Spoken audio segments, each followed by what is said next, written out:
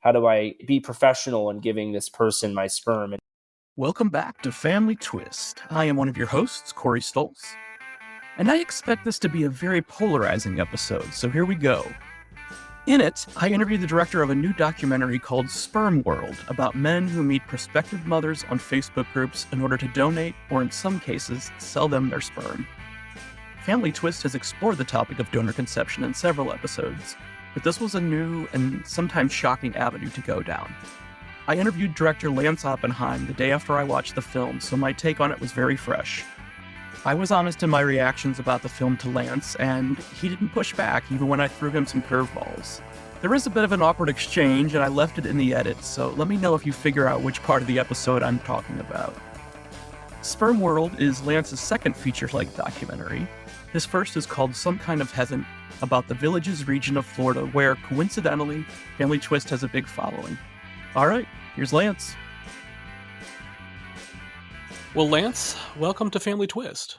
Hey, thank you. Nice to be with you. So I will let you know that I was just checking our analytics for the podcast last week, and we're very big in the villages. So hopefully that's a good sign for this episode. Oh my God. Wow. What a twist. You're putting the family twist in the name. That's I know. So congrats on the doc launching. I watched it, and it's one of those, I love when a movie just like sticks with you. You know what I'm saying? You think about it day after day, and then that's definitely what this doc is doing for me. But when people ask you like, hey, what are you working on? What's your new project? Like, what's your elevator pitch? Like, how do you describe Spermworld?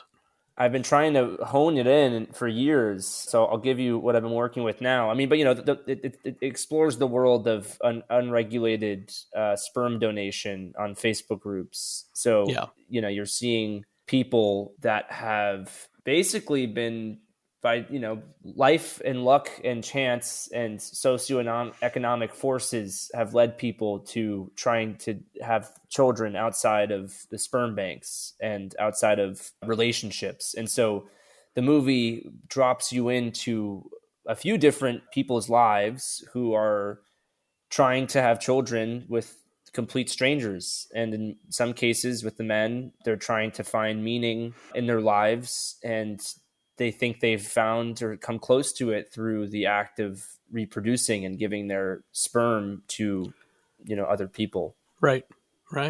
How was that? Was that no, that works. That was good. Yeah, that works. Elevator pitch. Would you give me $10 million, $10 billion so I can make 10 sequels of this movie? Right.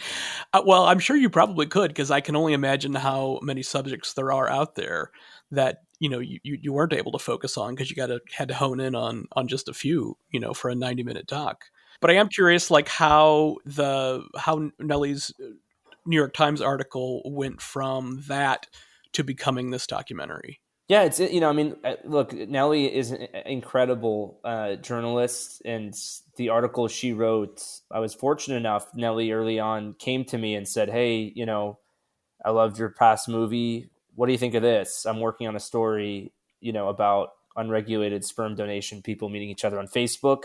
What do you think? And I started poking around. I joined the groups. I saw the types of interactions that were going on there. They were very poignant and then very kind of sometimes absurd. Just the response that a man would have to a very emotional, poignant piece of writing about someone, recipient's life, what led them, what circumstances of life brought them to the groups. And the guy would say, nice, smiley face, I'm available. There was something tonally that was interesting there. And Nellie kind of invited me into her process. She said, while I'm writing this, why don't we kind of tag team different people you could talk to and I'll talk to, and we'll trade notes. But what I love about what Nellie does is she turned what could be sort of this like investigative reporting piece into something very novelistic and very personal to her. I feel like I've tried to do the same with the film. I don't consider the movie to be an adaptation of the article. I feel like it's more inspired by, I think, some of the things that we both observed together while we were writing, but also Nellie has moved on and has written many more things, and I've sort of stayed in this universe for a little longer. I'd say it was a starting off point, the article, and then, we took some wrong turns and right turns, and we kind of found ourselves with the movie after almost 3 years of making it. Well, I do love that both the article and the documentary both end with some unanswered questions. Not everything's cut and dry. Yeah. No, certainly not. Now, I purposely did not watch the trailer. I just wanted to go in and watch the doc as it premiered. I love the fact that it's not a talking heads doc. It is like a voyeuristic, like we're looking in on people's lives. We're flies on the wall, watching what's happening here. And it really sent me through a lot of emotions as I'm watching. It was heavy, and it definitely sticks with you. So we're not going to spoil everything, in this interview. But could you just sort of introduce us to the subjects of the doc a little bit? The film follows a few different stories we have of donors and recipients that are trying to have children in this unregulated way. One of them is the story of a man, Ari Nagel, who has when we meet him in the film, 136 children. And we meet him as he declares that he wants to retire and he no longer wants to be doing what he's doing. And he's tired and he's looking for an out for that lifestyle. And we see that question, that desire get more complicated over the course of the film through his relationships with different women. You learn, later in the movie that he doesn't actually have a physical one address. He has been sued so many times for child support that he no longer can afford to have a house, and he lives with each of his children. So every day he goes to a new home. And his desire to stop donating is because he has a desire to become a father, to be a real parent. And so you're watching this sort of Sisyphean task of how are you a parent? How do you father 100, and the number keeps ticking throughout the movie, ends up in 170 children. And that's sort of the kind of screwball comedy that he sees his life to be. That's what we try to inhabit in the film. So you have Ari. On the opposite side of the spectrum, you have a man named Steve, who is, by contrast to Ari, he's starting his donating career. He's just beginning, and he is a 65-year-old man, a divorcee, and we meet him at a crossroads. He doesn't know where his life is going. He feels completely unmoored by everything in his life, and the movie finds him as he meets a recipient named Rachel who has cystic fibrosis, and her biggest dream in life is to have a child, which is, complicated, and the film gets into that. But it ends up becoming really about these two people. How do you navigate this very unstructured way of giving a complete stranger your sperm? It's something that by default, maybe as humans, the way sperm emits, sexual things need to happen. And so it's this confusing thing for Steve, who doesn't really know, how do I divorce the romantic parts of this? How do I be professional in giving this person my sperm? And of course, the relationship gets a lot messier and deeper, and really, in a weird kind of tragic way, really, really beautiful. Yeah. And then the last person you have is Tyree, his story, I would say, is more focused on his fiancée. But this is a couple, Tyree and Natasha, who are trying to conceive on their own. They're engaged. Tyree's main preoccupation outside of being a good fiance to Natasha is to donate his sperm to many other women who are reaching out to him. And so their story ends up becoming a lot of things, and it goes to some unexpected places. But how do you manage to keep your relationship intact while you give yourself away to so many other people? And so anyway, it's kind of a melange of things. And, I'd say the movie ultimately is, if it's about anything, it's really about people trying to be bigger than themselves, to eke out some sort of purpose, legacy in their life, justify that they matter, and that their lives that maybe are more mundane, that they feel that are mundane, and that they could be good at something, that they could do something for themselves. Yeah. So yeah. Absolutely. And I appreciate your approach of, a non-judgmental look. This is, again, like fly on the wall, like we're just experiencing what's happening with these people in their lives. And I guess the challenge for somebody like me and for Kendall and for others who are getting educated about the whole fertility industry and like how the quote unquote legitimate fertility industry doesn't have a lot of regulations. Like we've already have our strong opinions. Like we've become allies for those donor conceived people who, need to have a bigger voice, we feel, and the need for more legislation. So like I was already going into this Mm. with like an opinion, so Yeah. I do appreciate the fact that you approach this with like not judgmental. And I was really trying to watch this and understand. And so I could definitely see all the different sides of the humanity, on display here. But I mean, there are certainly elements of this movie that are just heartbreaking, you know, Yeah, yeah. I mean, it's certainly like I'm just like I'm just I'm like tears are streaming down my face, watching her segments as like she's helping her partner along this experience of helping other women have children, and she's struggling. One tiny little spoiler alert, but then all of a sudden a child ends up in their laps. Those segments are just like, wow. yeah. Yeah. They are. I mean, and it was like that Yeah. filming all of that, And I mean, I think, look, I think the job of at least the filmmaker that I'd like to think I am is I don't like when films are telling me how to feel about someone or something. Right. I love watching a movie, whether it be a documentary or a fiction film, and I'm seeing types of behavior that initially may seem completely foreign to me. Why would someone do that? Why is that person acting the way they are?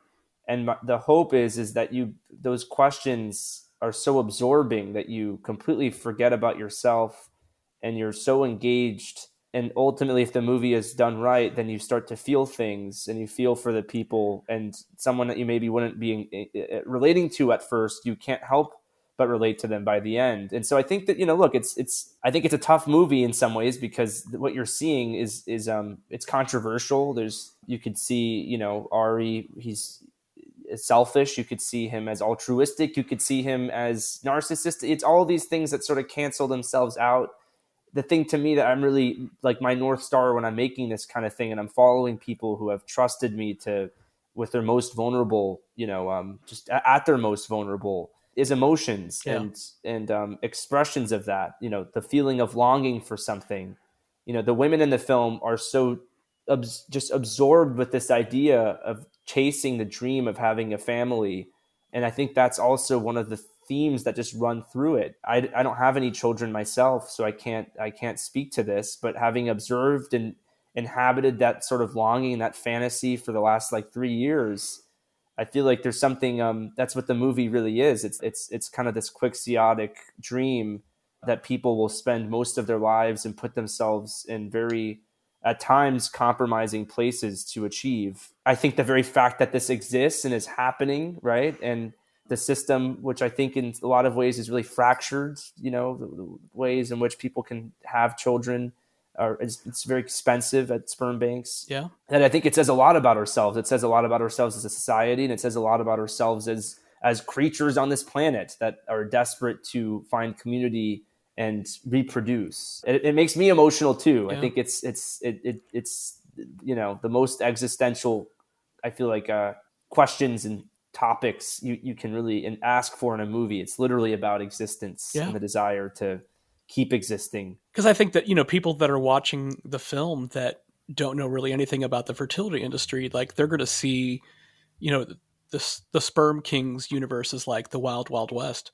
But the quote unquote legitimate fertility industry is also like the wild, wild west. There's no real regulation there. I mean, the horror stories that we've been told are just unbelievable. So like, and I absolutely empathize with, anybody who's trying to like have that dream, have a child, and they're doing whatever they have to do to make it happen. How much did you know about the fertility industry and like legitimate sperm banks before you got into this? I knew practically nothing, really. I knew from researching the article and talking with people when I was with, Nellie before we started shooting. That was very eye-opening to me. I had been interested in sperm banks earlier in my life, just as a kind of setting for a story. Just the fact that something so, in some cases, profane, pornography and the magazines could be presented in such a antiseptic way, Yeah. and there was something interesting to me about that feeling. But I knew nothing really about the financial constructs or even the way sperm is split into different vials and the price of, insemination, the price of IVF, of IUI. I mean, all of those things, it counts and it adds up. It's amazing. This is a way people are just taking the process back into their own hands. And I think that's one of the things that I thought would make for a compelling movie is each person has a very different way of enacting control or rules or structure over this sort of undefined arrangement. Some people, like you see in the film, it's a parking lot handoff and there's very few words exchanged. It's extremely transactional.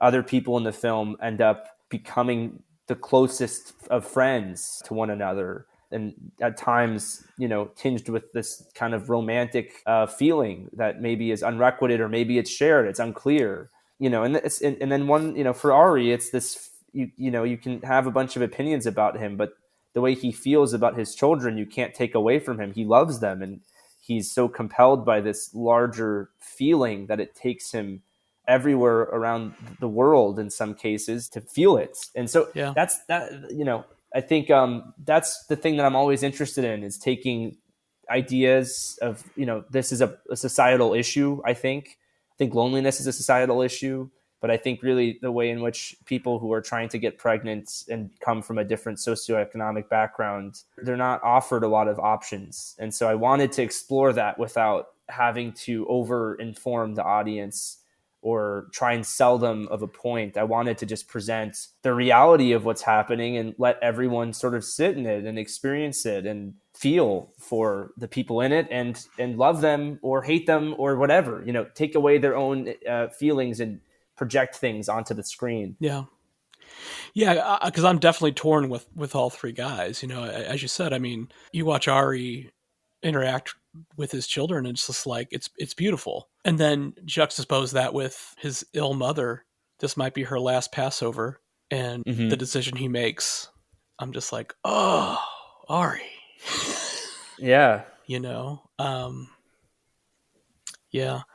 And something I've got to share with you, just because I'm a huge film fan, and Kendall and I are both horror movie fans. So, and I know this probably wasn't on purpose, but there's a scene in the doc where, all right, so Stefan is clearly going through some very difficult emotions with this relationship with the potential, person who's going to accept his sperm. You do really feel like he, the feelings that he's having for this person are real. And then the next scene cuts away, and it's him meeting a new potential, person, and he's got this hat on that he's, talking about. And I mean, I immediately went to the very last moment of Silence of the Lambs when Hannibal Lecter is about to stalk his prey, Dr. Chilton, after he escapes and everything. And I mean, that's just like that's where I went. And as I said, I'm sure it wasn't on purpose, but like, that's where my mind went.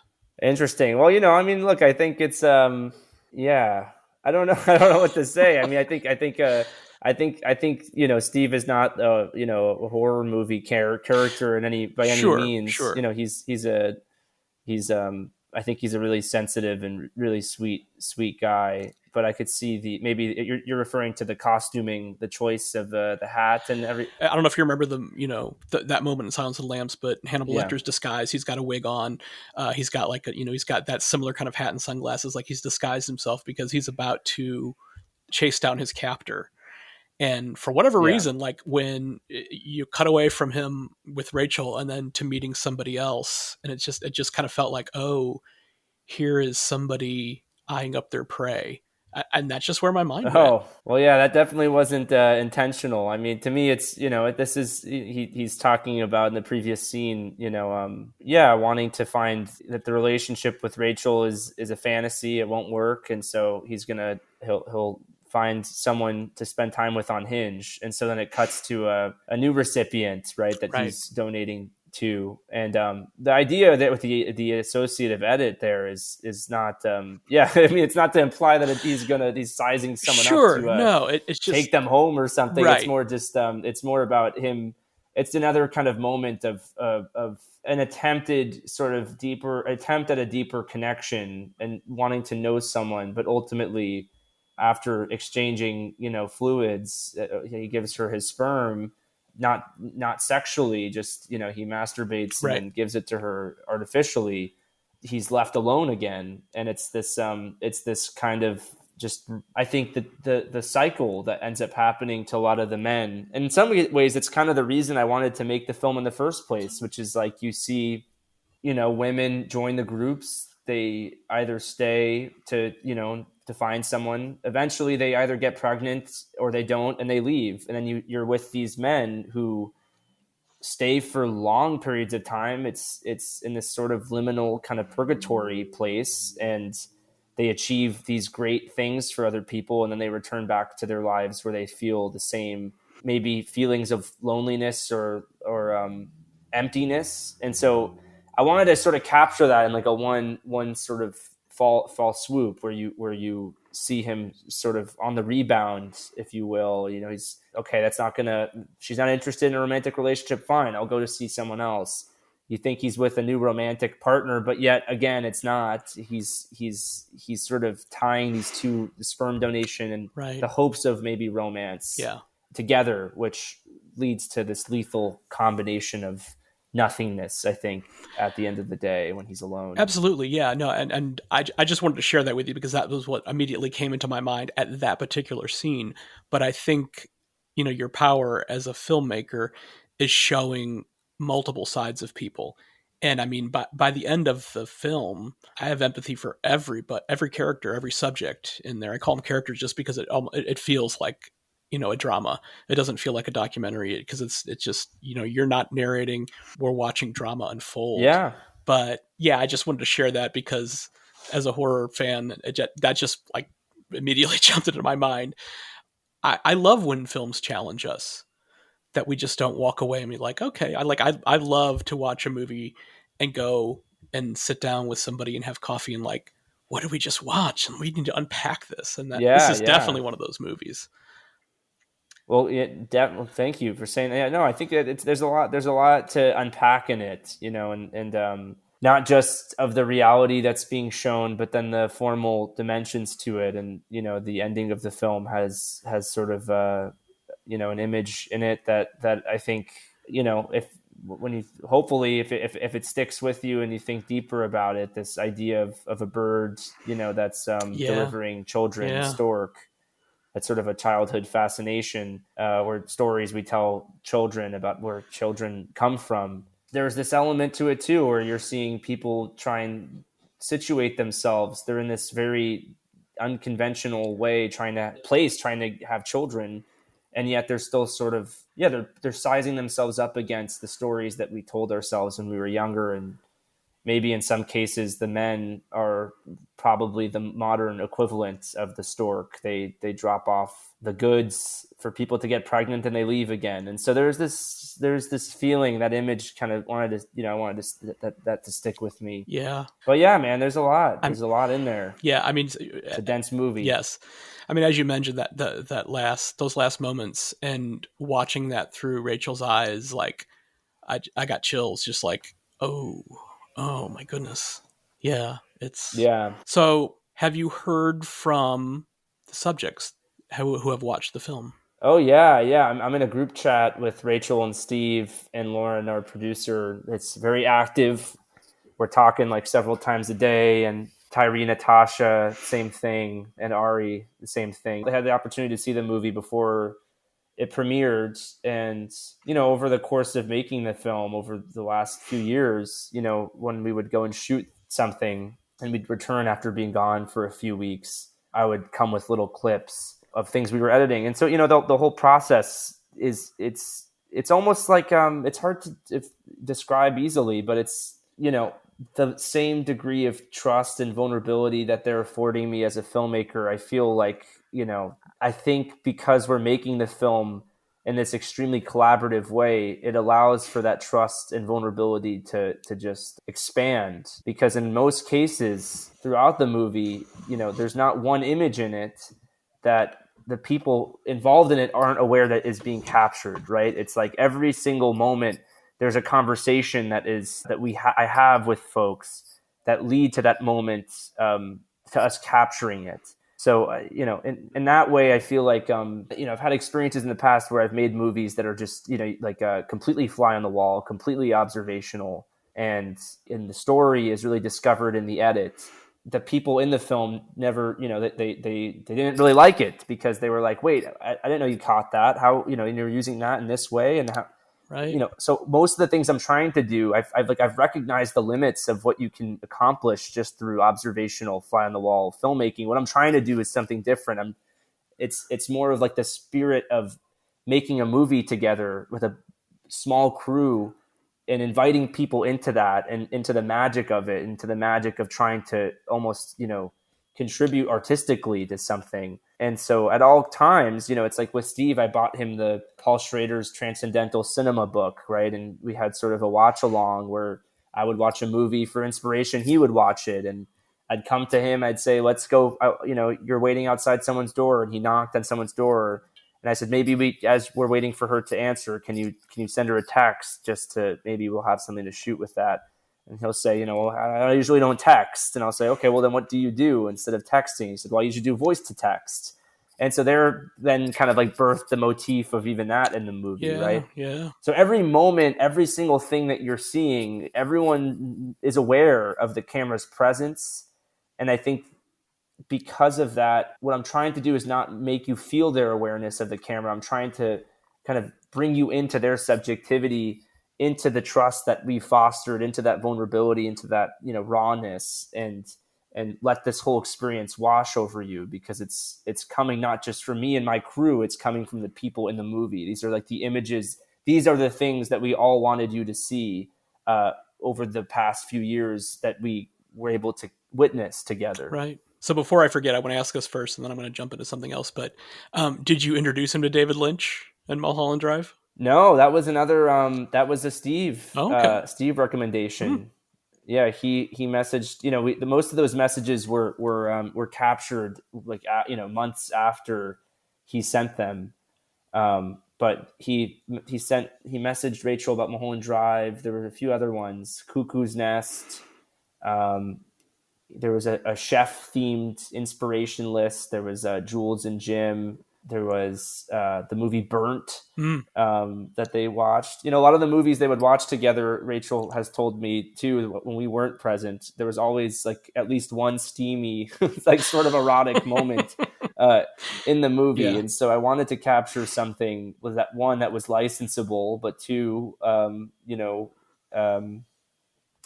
spoke to that. It spoke to the desire that he has. He's kind of using the opportunity to watch a movie together. It's nice that they're doing it. It's also him trying to figure out and test the boundaries. Like, is she interested in me? Is she interested in this? I don't know, Yeah. Yeah, that's why I feel like the scene for us was important to put in. Were there subjects that you approached that you would have loved to have, but they just said, no, absolutely not. I'm not going to be filmed? Yeah, of course. But, I think that in a way, it's sort of like, that's the first conversation, right? In terms of casting and everything else, it's like, and it's an invitation. Like, this is what the process is like. It's very involved. It takes years in most cases. It's invasive. I'm going to be up in your grill all the time, I'm going to be with you. I'm going to be asking you uncomfortable questions, but it's also going to be magical. And there will be parts of this that you'll never forget. And if we can do it the right way and we make this movie all together, then it will feel like you're not just being observed, but you'll feel like you're part of something. And are you interested? And if people say no, then great. That's less time for me to figure that out when we're, spending money, on our shoot days. Right. Then the next questions, just like the sperm donations we're filming, how are we sort of setting boundaries with each other? And usually for me, there's nothing off limits. If someone asks me a question about myself or what I'm going through, it's very porous. And so then we sort of figure out from there, okay, well, I'm interested in something that you may not be interested in talking about. Are you still interested in being a part of this film? If they say yes, we keep going and we keep pushing. And that's really what you see, with the people in the movie. They all were willing to go down on that ride, that voyage, with us and take us along for it. Now, I read an article where you mentioned that there were some times when things got too sensitive and you cut the cameras and stop filming. I mean, without giving too much away or without exposing anybody, is there a particular moment you can share that was like, okay, we got to stop right now? Yeah, I mean, there was I would say with Atasha, talking about her miscarriage, that was a Mm, really sensitive and extremely difficult thing for her to do, and very brave of her to do yeah. in front of a lot of people, because it's not a topic that she likes to talk about naturally, and it's something that she feels a lot of guilt over. There was a moment, yeah, while we were filming that, where she's talking to her mom on the phone, where we put the camera aside for a second, and there's a lot of things we did capture while she's having that conversation that aren't in the film too, because it felt to me like, I don't know, there's a certain degree at some point where it starts feeling, I don't want what I'm doing to feel voyeuristic. I want it to feel like reflective of the minds and the spirits and the fantasies and the headspaces of the people in the movie. And so, if at times you're seeing something that feels, it pushes, that you're like, it crosses the line, or it goes to a place that feels just something like you really shouldn't be seeing at all, then it shouldn't be in the movie. And that's an instance of that. Yeah. And I think there were moments too with Steve and Rachel where there were moments where their conversations, things were revealed to one another that we were present for, about their sexual experiences in the past, or just about, different things that they both would say in confidence to us, knowing that we were filming, and then we would see them again together, and they both knew they would say stuff to us, but they weren't sure what. That's another part of it. Like, well, how much then is really necessary to see that? Because Yeah. ultimately, it's their relationship. It's not ours to really get involved in. It's ours to sort of be there and offer our thoughts, and observe the relationship. And but it's not ours to dictate or kind of offer explicit judgment about. I really appreciate that because, one thing that we do with guests on this podcast, when people are telling their stories is like, hey, this isn't live. We edit this. If there's anything that's said either during this interview or after we hang up that you're not comfortable with, we're not going to include, because this is not expose. This is not TMZ. This is like you're bearing your soul and you're being very courageous about telling your story. So we don't want to put something out there that you're not comfortable with. And I think that's kind of a rare thing with journalists these days. And I would consider, you as a documentarian, as a journalist, it's like, we're so, put upon to like get everything out there, that kudos to you for being willing to do that. Well, hey, well, you too. I mean, I think it's just sort of, it's like, look, I'm not an investigative reporter. I'm not making a documentary exposing a powerful person doing something unscrupulous. Right. These are average, they're ordinary people, Yeah. and I feel like there's certain just lenses that there's certain humanity that everyone should be afforded, and that's why I'm probably not the right person to make a hit piece or an expose. I just don't believe in binaries if someone is good or evil. I just Right. think it's a continuum, right? Yeah. And if someone is being honest with you and trusting you, you have to fall in love with them, I think, in order to tell a good story. Yeah. And you have to tell the story together. So that's why even just, it's like I feel very sensitive when, and it's interesting to see how people react to things. And I like that the movie ultimately is designed for people to have that kind of, they'll have their own opinions, and they'll bring and make associations and connections to it that none of Yeah. us really thought of. We're all going about this very earnestly, I think. And so that's why it's always like, I love the people in it so much. And anytime I read or hear something that's extremely judgmental of Ari or whoever, I'm usually like, okay, well, I understand that, but that's interesting, but that's not necessarily that wasn't the intention, Right. Yeah. When I first read about this doc, I reached out to one of our former guests who's definitely one of the people who's out there trying to, fight the fight for exposing the fertility industry and getting the truth out there. And they came back and said, well, I've read about it too. I haven't seen it yet, so let's just watch it and see what happens and make our own decisions. But have you heard from folks who are like out there fighting that fight against the fertility industry? I haven't really yet. I mean, the movie, it just came out, Right. so I'd be very hopeful to, I'm hopeful to hear from people what they thought that are of the world and space. I think that's the thing that's interesting about the movie too, is it's ultimately like, it's a lot of the context, you get a little bit of it through the Screen Life posts, the Facebook posts, people, what they're talking about. And you get a lot of the bigger world, the what led you here. Sperm banks are really expensive. How do you do this? What are the sort of the normal quote unquote ways that people go about this sort of thing? You get it from those posts, but for the most part, I just thought as a viewer, it would be much more engaging to just drop people into these interactions, knowing that they were brought here, and letting the audience sort of associate and assume and glean information from each scene and each Screen Life sequence that everyone is here for a reason. And for some people, it's by choice. Like Anika, the first recipient in the film, she's someone who sought this out. Yeah. She didn't want to go to a sperm bank. And for others, it's not really by choice. It's by the circumstances they were dealt. And so I think my hope is when someone sees it, if someone's fighting it, fighting against the fertility industry and all the hedge funds that own all of these sperm banks and stuff, I think I'd be curious to hear what their takeaway is. I could see them think that this is a very sad film or a poignant film. I could see other people saying it's a very hopeful film. And that's kind of the thing that's been interesting. I hear it from, and seeing the movie out now and it's in the world, it's garnered a lot of different reactions, which is all very, it's encouraging to me that we made something that's hopefully will stick around for a while and stick with people. Yeah, for sure.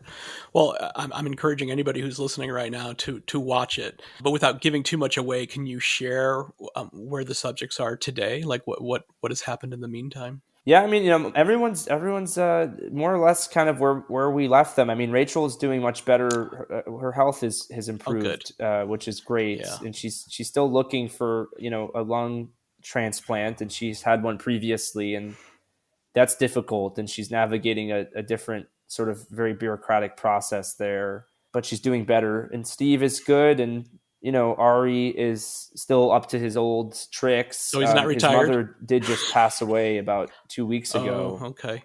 And so that was, I think, he's seen the movie a few times now, and he brought his dad to watch it on the big screen on one of the screenings we did. And I think he had a different reaction to it the second time around, knowing that his mom was gone. Yeah. Seeing her preserved on screen, I think was a nice thing for him. And Tyree and Natasha are doing great too, and they're still in the process of adopting Italy. Oh. But it's from what I heard from them yesterday, it seems like it's only a matter of a few weeks now when they can bring her home. That's awesome. That's great. Wow. What has this whole process made you think about becoming a father? I mean, I'm excited for it, honestly. I think it's been interesting. I think most of the people involved in the film have had the opposite reaction, that it's made them not want to have children, I think. Just seeing seeing Ari, go through his life is just so stressful that I think it's, for most of my friends who, have worked on the movie, we're all so obsessed with work. It's hard to imagine to have that kind of responsibility. I derive so much self-worth and purpose from making these movies and these relationships I form with the people in them. It can be unhealthy, I think, at times to just only have one way of self-definition. And so I guess I'm not interested in having a child just to justify my self-worth, I guess, but I could see that it would at least let me care about something that is bigger than myself and bigger than a film, and not, defined by what other people think of it. And, so in that sense, I really look forward to it. I'm hoping to wait a few years before I do it. Right. Well, no, just watching the doc, sort of got me thinking again, like, Kendall and I have been together for 19 years. We're not young men by any means. We've talked about it over the years, and we've gone back. We have way too many animals. Let me put it that way. But, we've talked about, fostering, and, Kendall is adopted. So we've talked about that. And, Kendall's been told he has good swimmers. I don't know. It's got me sort of thinking about, like, oh, well, I'm the same age as Ari. We're much younger than Steve. Yeah. Who knows? I mean, hey, this is what Steve says. It's look at all the older fathers. People are having Right. kids up until Al Pacino into their 80s Right. I now. know. I was just joking with somebody about Tony Randall, when I heard about this doc. Oh my God. Wow. Yeah. Yeah. I mean, it's fascinating. It really is. Yeah. Yeah. Well, you should do it. You should do it if you guys are in love and you feel like, Yeah. I mean, we go back and forth, all the time, and we certainly have the love to give. I think it's an interesting thing. It's like, what else are we here for if it's not for that? Yeah. I mean, I'm sure many people can find different answers to that question, but I think the more I go through life, I've seen my parents were amazing to my sisters and and I want to take what they gave me and if I can live up to that, why not? Yeah. Why not try? You got plenty of time.